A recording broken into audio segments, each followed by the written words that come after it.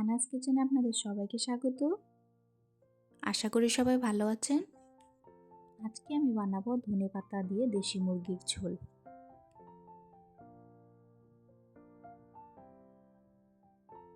প্রথমে মিক্সি জারের মধ্যে 1 ইঞ্চি আদা, 2-3 কোয়া রসুন,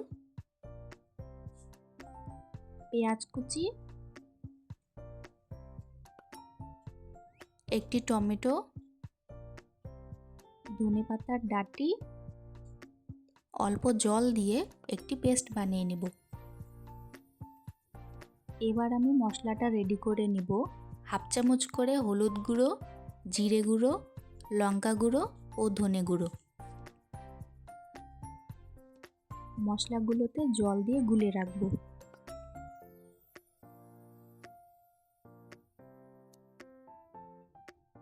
পাঁচশো গ্রাম দেশি মুরগি আমি ভালো করে ধুয়ে পরিষ্কার করে নিয়েছি।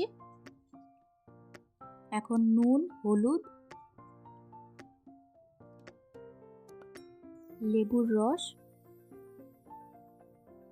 ও সামান্য তেল দিয়ে মেখে নেব।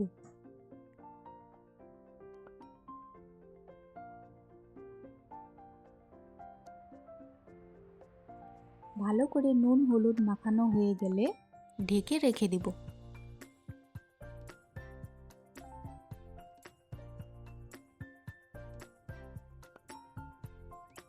কড়াইতে পরিমাণ মতো তেল দিয়ে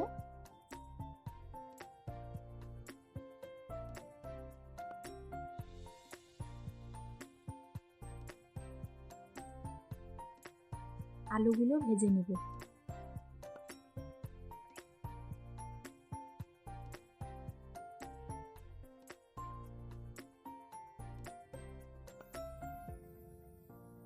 আলুগুলো ভাজা হয়ে গেছে, এখন উঠিয়ে রাখবো।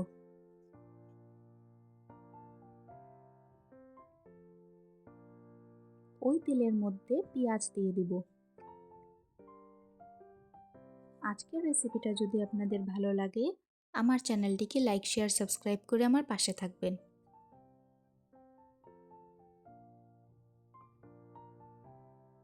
পেঁয়াজগুলো লাল হওয়া অবধি ভাজতে থাকবো।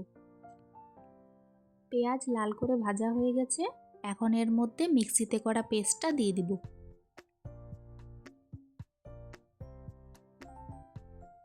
কিছুক্ষণ নাড়াচাড়া করে গুলে রাখা মশলাটা দিয়ে দিব।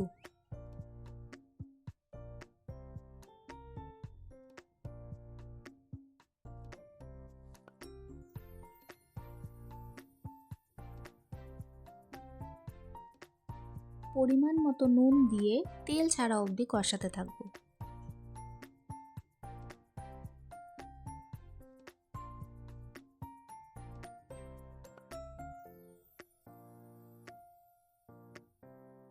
মশলা থেকে তেল ছেড়ে এসেছে,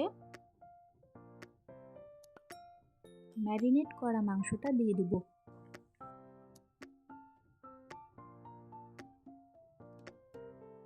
নাড়াচাড়া করে ঢেকে রাখবো 5 মিনিটের জন্য।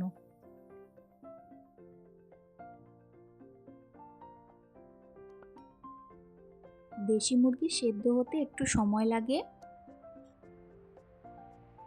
সেজন্য যখন মাংস সেদ্ধ হয়ে যাবে আলুগুলো ছেড়ে দেব।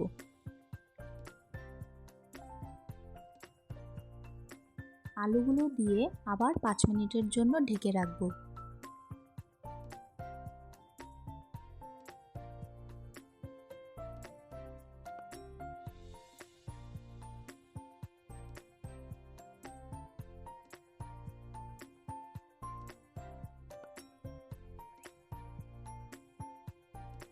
এখন 1 কাপ গরম জল দিয়ে দিব। যেহেতু ধনেপাতা দিয়ে মাংস করেছি, সেজন্য গরম মশলা গুঁড়ো দেইনি। গরম জল দিয়ে 2-3 মিনিট ফুটিয়ে নিলেই তৈরি হয়ে গেল আমাদের আজকের রেসিপি ধনেপাতা দিয়ে দেশি মুরগির ঝোল।